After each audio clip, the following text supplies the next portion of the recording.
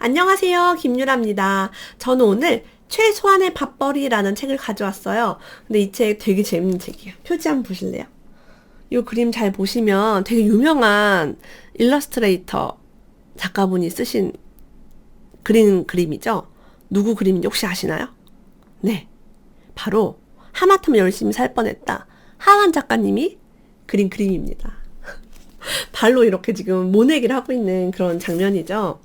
이 작가는요, 아사히 신문 기자 출신의 나이가 50이나 된 그런 작가님이세요.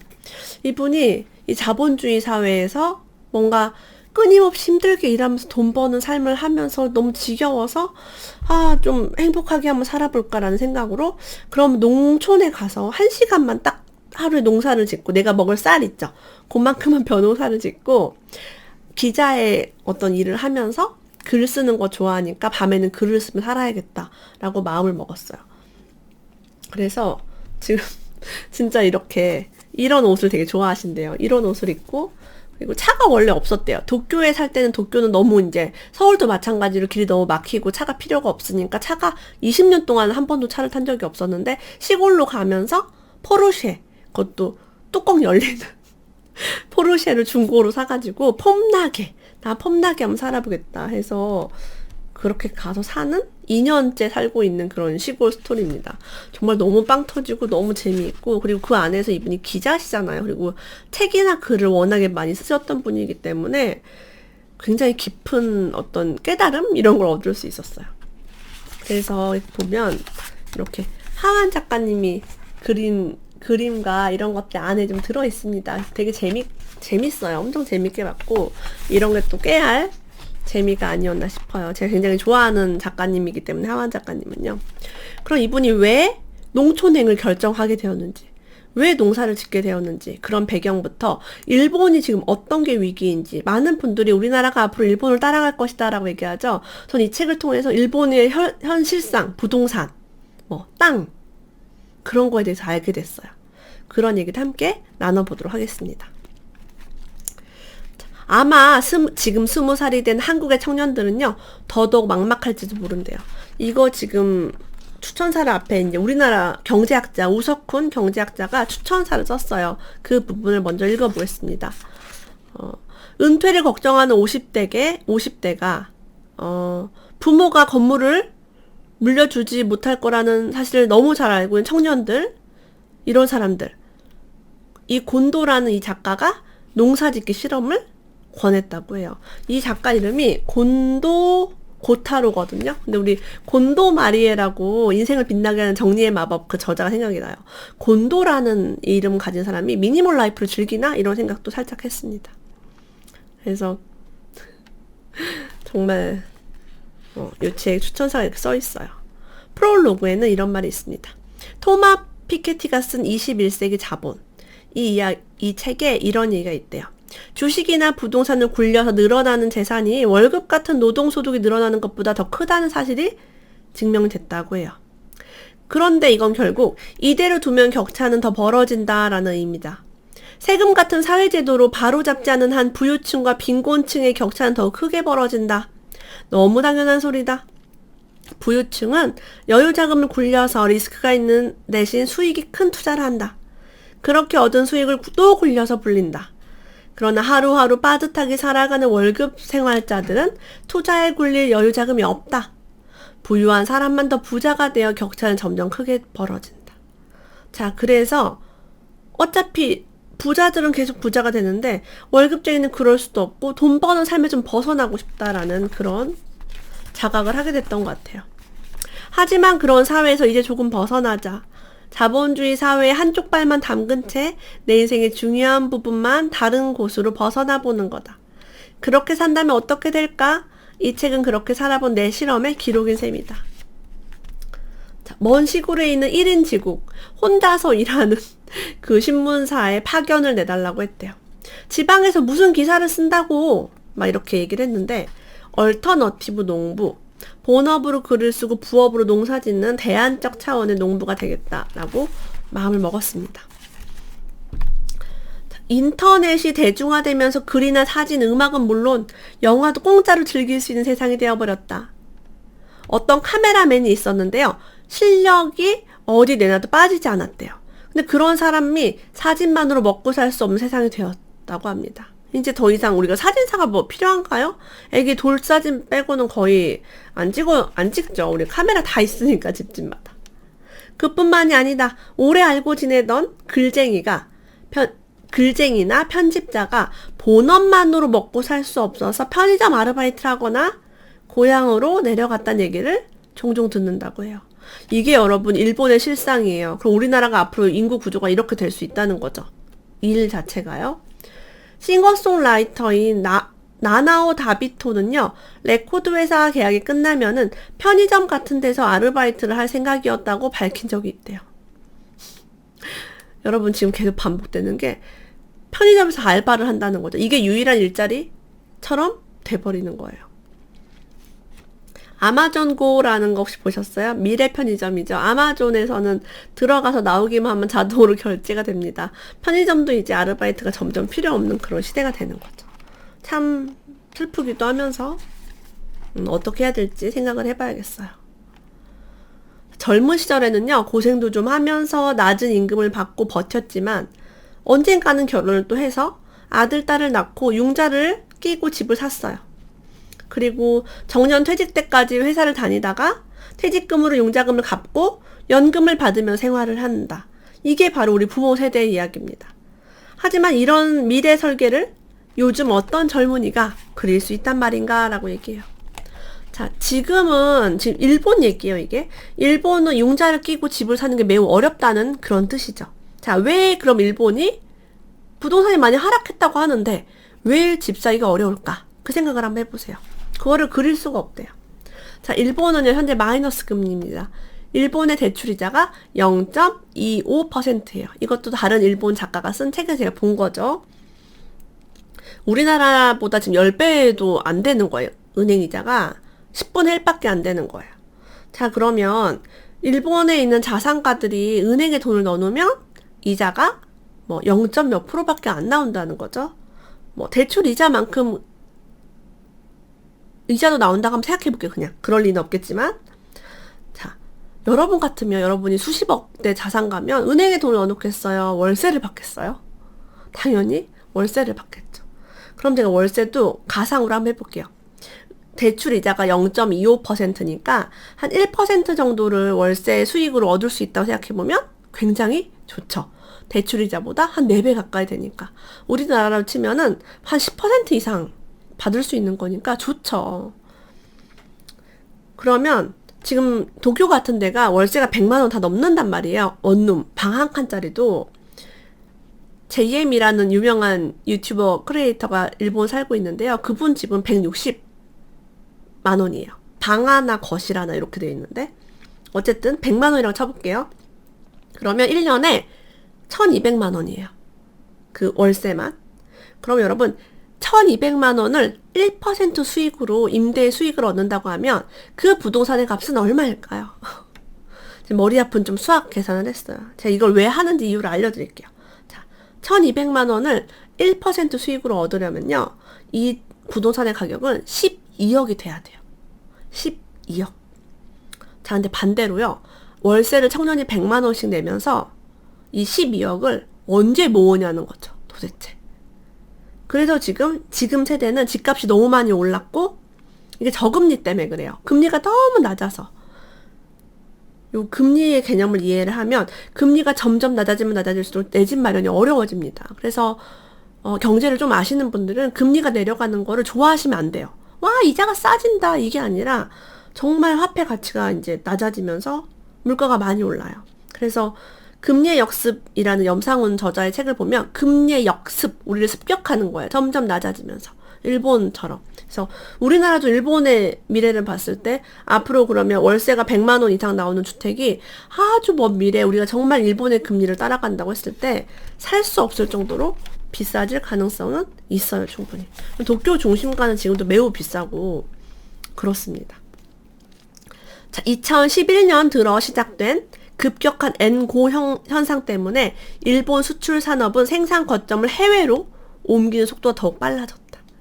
시쳇말로 산업의 공동화라고 부른다. 자, 이제 더 이상 일본, 우리나라 이런 데서 그러니까 제조업을 할 수가 없죠. 너무 단가가 세지니까 해외로 나가는 겁니다. 중국, 캄보디아, 베트남 이런 데 가서 하는 거죠. 단순한 서비스업은 통신비가 낮아진 오늘날 인건비가 싼 인도나 중국으로 아웃소싱할 수 있게 되었다고 합니다. 앞으로 점점 이런 흐름이 빨라질 거라고요. 저 아는 분은 글로벌 비즈니스 하고 있는데요. 영어를 할 줄 아는 비서, 그러니까 영어로 이메일도 주고받는 비서를 뭐 인도 사람을 쓰고 그런대요. 왜? 이메일로 일하니까. 굉장히 임금이 낮대요. 뭐 인도에도 똑똑한 사람들 많으니까요. 자, 그러면 앞으로는 어떤 능력을 해야 살아남을 수 있고 돈을 벌 수 있을까라고 되어 있어요. 커뮤니케이션 능력 만능 사회라는 뜻이 무슨 뜻이냐면 수준 높은 대인 교섭 능력이 앞으로는 중요하다고 해요. 다른 것들은 다 제조업이니 이런 것들은 다 아웃소싱을 할 수 있는데 요거는 아웃소싱이 안 된다고 합니다. 복잡하고 지적 서비스를 요구하는 수준 높은 대인 교섭 능력. 한마디로 대인관계, 커뮤니케이션이라고 이야기를 하고 있어요. 자, 근데 이분은 그런 것도 별로 안 좋아하고 글 쓰는 거 좋아하고 그냥 기자 역할 하는 거 좋아하니까 농사를 택했대요. 내가 먹을 쌀만 나오면 괜찮겠다라는 생각으로 이 도시에서 벗어나자 해서 이제 간 거죠. 몇 평을 지을까라고 했더니 한마지기가 300평인데요. 이 300평으로 아이 포함해서 6, 7명 정도 쌀을 먹을 수 있대요. 그래서 혼자 먹을 거니까 60평 정도면은 먹을 수 있겠다 해서 60평을 농사를 짓기로 결심을 합니다. 자, 그럼 제가 이것도 재밌게 본 게 저는 부동산 투자를 제가 하잖아요. 그러니까 이 책을 볼 때 자꾸 투자 쪽을 보게 되는 거예요. 이분은 이 얘기를 하려고 한 게 아닌데. 이거 되게 재밌는 포인트를 제가 봤어요. 참, 일본은 지방에 있는 농지, 그러니까 농사 짓는 땅 값이 오를까요? 떨어질까요? 자, 일본은 다마 신도시의 교훈만 봐도 빈집이 천지래요, 시골에.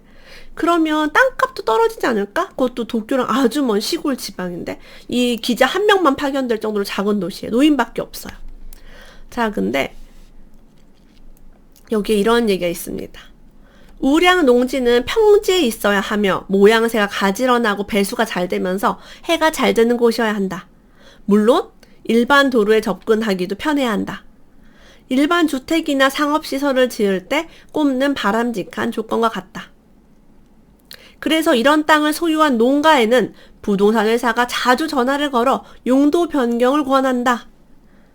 땅도 남고 집도 남는다는 일본이지만 좋은 땅에 대한 수요는 늘 많다. 별표. 땅도 남고 집도 남는다는 일본이지만 좋은 땅에 대한 수요는 늘 많대요. 자, 이분은 부동산의 부자도 모르고 그런 것도 없어요. 근데 이게 바로 일본의 현실이라는 거죠. 그래서 부동산 투자는 공부를 해야 합니다. 왜냐면 지금 도쿄 중심부도 살 수 없을 만큼 비싸고요. 좋은 땅은 계속 부동산 회사가 전화해서 땅 파세요, 땅 용도 변경해서 이거 하세요라고 연락이 온다는 거예요. 여러분, 이게 진실이에요. 그러니까 막 뭉뚱그려서 다 망했다, 뭐 아파트 사면 안 된다, 부동산은 끝났다 이렇게 표현을 하면 안 되고 이 좋은 거를 보는 안목을 가지면은 계속 지속적으로 돈을 벌 수가 있습니다. 그걸 제가 알고 있었지만 다시 한번 깨달았어요.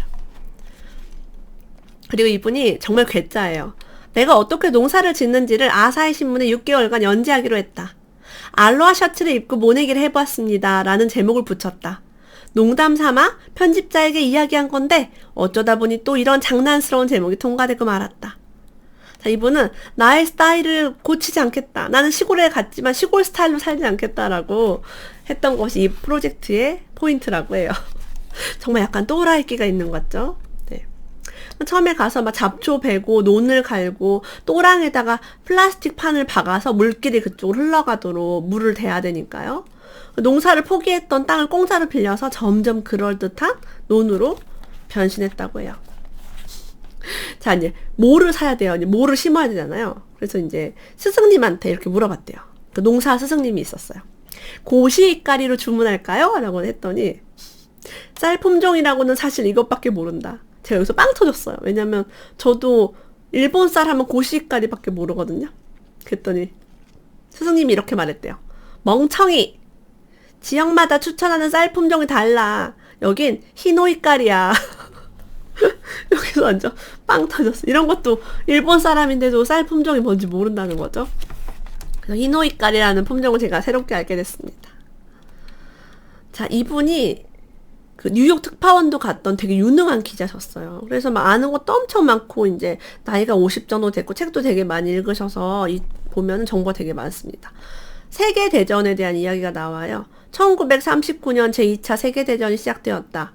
5,500만 명이나 되는 사망자를 낸 엄청난 전쟁이었지만, 경제적인 측면만 따져보자면, 세계는 제2차 세계대전 덕분에 공황에서 벗어날 수 있었다.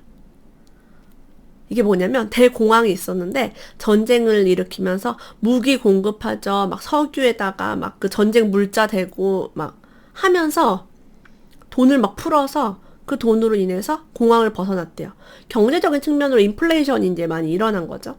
물가도 함께 오르면서 돈이 많이 풀리면서 전쟁이란 최후의 그리고 최대의 공공사업이다. 이런 얘기를 제가 많이 듣긴 했는데 책으로는 굉장히 오랜만에 거의 처음 보는 것 같아요. 제2차 세계대전이 끝나자 서양 각국은 부흥기를 맞이해 이번에는 세상이 호황으로 들끓게 되었다. 대량 생산, 대량 소비의 시대에 돌입하게 된 것이다.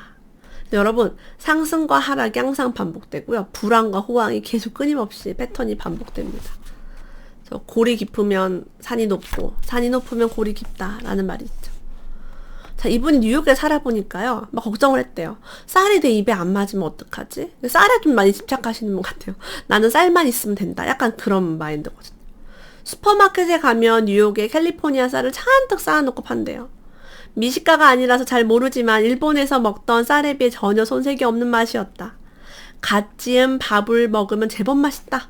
게다가 일본 쌀보다 싸다라고 얘기합니다. 그래서 이렇게 쌀값이 싸지기 때문에 일본 농업이 매우 위태롭다. 그리고 일본은 지금요, 우리나라는 쌀 직불금이라고 해서 농사를 지으면 돈을 좀 많이 대주잖아요. 일본은 지금 쌀에 대한 지원이 많지 않다고 되어 있어요. 그러니까 점점 농업이 힘든 거죠. 그리고 여기 농사를 지었던 땅이 산에서 흘러내린 물을 이용해가지고 농사를 졌대요. 산에서 흘러내린 차가운 물이 강에서 길어온 미지근한 물보다 좋지. 차가우니까 벼가 스스로 자꾸 자라려고 하는 거야. 아, 추우니까 벼가 더 잘 자란대요. 이걸 제가 꿀팁으로 한번 밑줄을 그어봤습니다.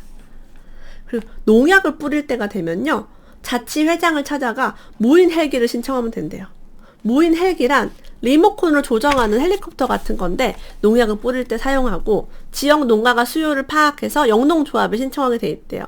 그래서 1년에 3번 뿌리는데 2만엔 정도의 싼 값으로 이용할 수 있다고 합니다. 요즘 이렇게 여러분 세상이 좋아졌어요. 그래서 어떤 분이 농사를 짓는 사람 논에 갔었는데 논에 물이 하나도 없었대요. 그래서 물어봤대요. 저기 논에 물이 하나도 없네요? 하고 하니까 예? 아, 물을 뺐죠. 이러니까 일부러 8월 가뭄 때요, 논에 물을 빼고요, 지표면을 말린대요. 그렇게 하면 뿌리가 물을 찾아서 땅속 깊숙하게 뻗기 때문에 튼튼해진다라고 해요. 이렇게 이 기자는 막 만나는 사람마다 농사 짓는 법을 물어보면서 이렇게 농사를 짓게 됐어요.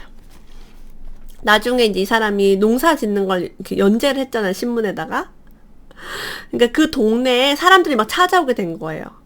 어디에 있는 논이냐, 도우러 가겠다, 이런 전화가 신문사로 막 하고요. 내 논이 관광 명소가 되어가고 있다.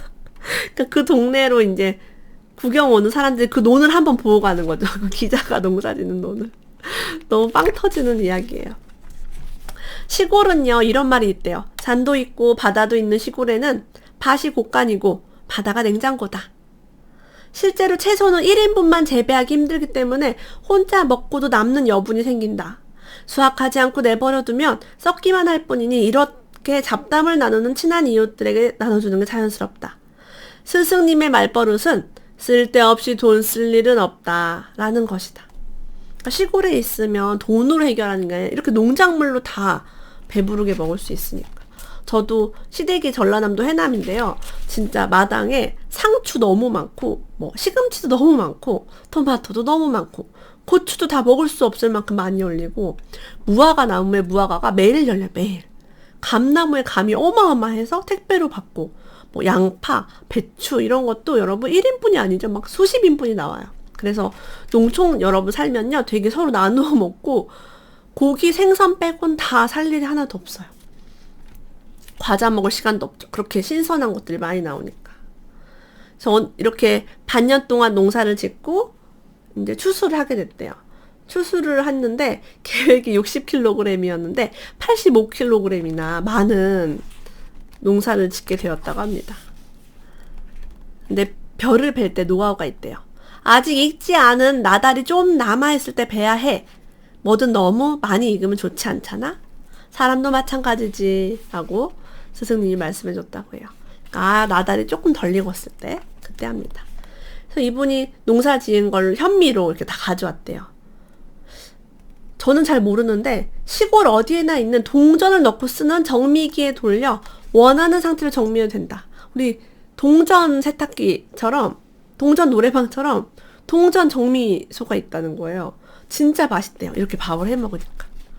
그런 동전 정미소가 있구나라는 걸 깨달았어요. 이분이 9.11 사태로 그 무너진 쌍둥이 빌딩 있죠. 트윈타워 그 무너진 순간에 촬영을 하고 있었고 이제 그런 걸 다 경험하신 분이에요. 그때 뉴욕에 있었대요. 영원히 무너지지 않을 거라고 철석같이 믿었던 것이 하루아침에 무너질 수 있다. 빌딩만이 아니다. 로마도 구소련도 무너졌다라고 이야기합니다. 만약에 이 책이 베스트셀러가 돼서 많은 사람들이 다 얼터너티브 농부, 그러니까 시골에 가서 조금씩 농사지면서 먹고 살겠다, 돈 안 쓰고 살고 싶다라고 선언하면 어떻게 될까요? 지금 전 세계적인 어떤 신자유주의 국가, 선진국들이 이렇게 얘기한대요. 공포로 지배한대요. 빈곤층으로 떨어질지 모른다는 공포를 주면서 낮은 급여를 받아도 어쩔 수 없다. 일할 곳이 없는 것보다는 낫다. 이런 생각을 하게 만든대요. 그러니까 하나하나를 생산자가 아니라 노동자로 만드는 거죠. 여러분, 쌀을 만드는 사람은 쌀 생산자예요. 그래서 사실 근데 자기가 벼농사를 지어보니까 누구에게도 휘둘리지 않기 때문에 자유롭고 결과적으로 꽤 풍족한 삶을 누릴 수 있었다고 해요.